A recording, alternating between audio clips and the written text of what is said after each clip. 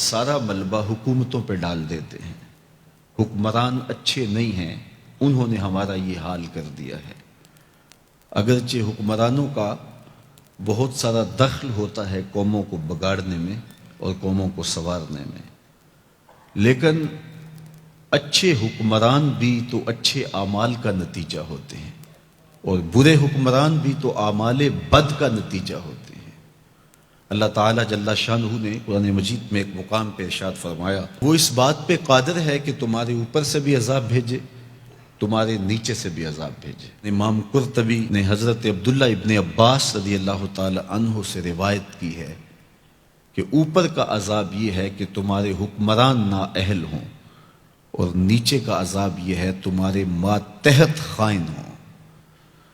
تمہارے حکمران نااہل ہوں، تمہاری اولادیں نافرمان ہوں، تو یہ اوپر نیچے کا عذاب ہے۔ تو یہ عذاب کیسے آتا ہے؟ حضور علیہ السلام کا ایک فرمان سنیے۔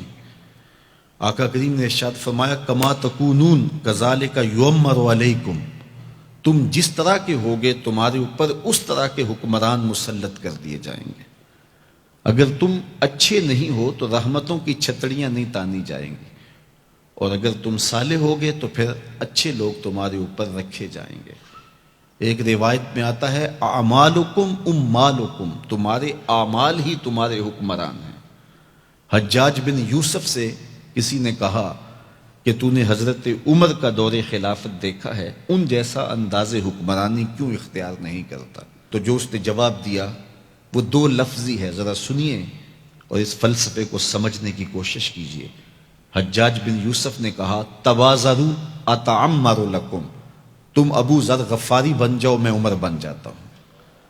جب رعایا ابو ذر غفاری جیسی ہو تو حکمران عمر جیسے ہوتے ہیں۔ جب میں کہتا ہوں الہی میرے احوال دیکھ، حکم ہوتا ہے اپنا نامہ اعمال دیکھ۔ تو ہم اپنے احوال کو خود سنواریں اور اللہ سے مدد مانگیں، طلب کریں، اس کی رحمت مانگیں، اس کی توفیق مانگیں۔ جب ہم خود صحیح ہو جائیں گے تو اطراف میں بھی نور پھیلے گا، ہمارے اوپر بھی رحمتوں کی چھتریاں تان دی جائیں گی۔ لیکن ہم خود سنورنا نہیں چاہتے، اور پورے معاشرے کو سنوارنے کی ذمہ داری ہم نے اٹھا رکھی ہے۔ اس لیے ہمیں خود اپنے آپ کو سنوارنے کی تلقین کی گئی ہے، اور اس کے لیے ہمیں اپنے ظاہر کی اور اپنے باطن کی اصلاح کی ضرورت ہے۔ انسان کے کچھ اعضاء ظاہری ہیں اور کچھ اعضاء باطنی ہیں۔ دونوں کو جب وہ سنوار لیتا ہے تو ایک ستھرا اور پاکیزہ وجود تشکیل پاتا ہے۔ میرے اور آپ کے آقا و مولا حضور نبی رحمت صلی اللہ علیہ وآلہ وسلم نے ارشاد فرمایا، جو مجھے ضمانت دے دے جو اس کے دو جبڑوں کے درمیان ہے، یعنی زبان، اور جو اس کی دو ٹانگوں کے درمیان ہے، اس کی پارسائی کی جگہ، فرمایا میں محمد اس کو جنت کی ضمانت دیتا ہوں۔ انسان کے بہت سارے گناہ ان دو اعضاء کی وجہ سے ہیں۔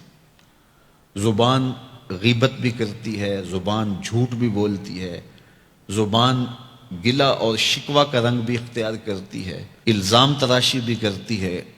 تو بہت سارے جرائم زبان کے ہیں، اس لیے ہمیں زبان کی حفاظت کرنے کی تلقین کی گئی۔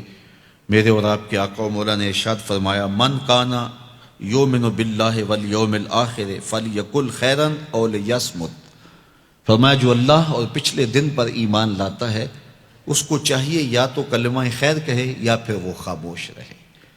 تو زبان کو قابو میں رکھو۔ اللہ تعالیٰ جل شانہ نے اس زبان کو 32 دانتوں میں جکڑ کے رکھا ہے، لیکن اس کے باوجود پھر بے قابو ہو جاتی ہے، اور بہت سارے ہمارے گناہ ہماری زبان کی وجہ سے ہیں۔ تو ان دو اعضاء کی خاص طور پہ حفاظت کرنے کی تلقین کی گئی، اور ساتھ ضمانت دی گئی کہ اگر تم ان دو اعضاء کی حفاظت کی مجھے ضمانت دیتے ہو تو میں تمہیں جنت کی ضمانت دیتا ہوں۔ بلکہ ہمیں اپنے رویوں کو بھی محتاط کرنے کی تلقین کی گئی ہے۔ تو اپنی زبان سے، اپنے عمل سے، اپنے کردار سے، اپنے اشارے سے، اپنے کنائے سے، اپنے رویے سے دوسرے مومن بھائی کی بہتری کے لیے سوچا جائے۔